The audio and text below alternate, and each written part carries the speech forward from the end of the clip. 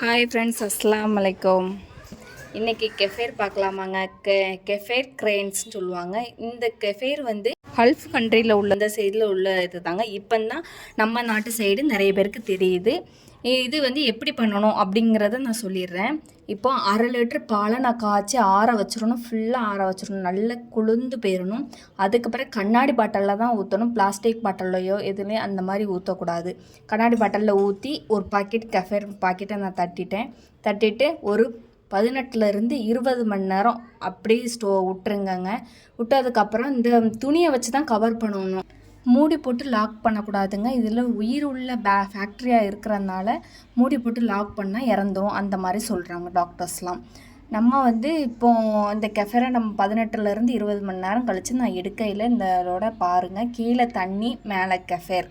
தயிர் மாதிரி தாங்க. ரீசைக்கிள் கூட நீங்கள் பண்ணிக்கலாம். டெய்லி நீங்கள் வந்து குடிக்கலாம். இது எதுக்காக நம்ம குடிக்கிறோம்னா, வயிறு சம்மந்தமான பிரச்சனைகள்லாம் தீர்வாகிறதுக்காக தான் இதை குடிக்கிறோம். நாங்கள் 10 நாள் டெய்லி குடிச்சிட்ருக்கோம். எங்களுக்கு நல்ல ரிசல்ட் கொடுத்துருக்கு. தயிர் மாதிரி தான் இருக்குமா அப்படின்னு நீங்கள் கேட்டிங்கன்னா, மோர் புளிச்சு போனால் எப்படி இருக்கும் அந்த டேஸ்ட்டில் இருக்குங்க. அந்த ஃபில்ட்ரு பண்ண தண்ணியும் ஒரு ஸ்பூன் கெஃபேரையும் போட்டு கலக்கி டெய்லி குடிக்கணும். வயிறு பிரச்சனைகள் ஏதாவது உபாதை அந்த மாதிரி இருந்துச்சுன்னா சரியாகும்னு சொல்கிறாங்க. நீங்களும் ட்ரை பண்ணி பாருங்கள். இந்த வீடியோ பிடிச்சிருந்தா சப்ஸ்கிரைப் பண்ணுங்கள். Thank you friends.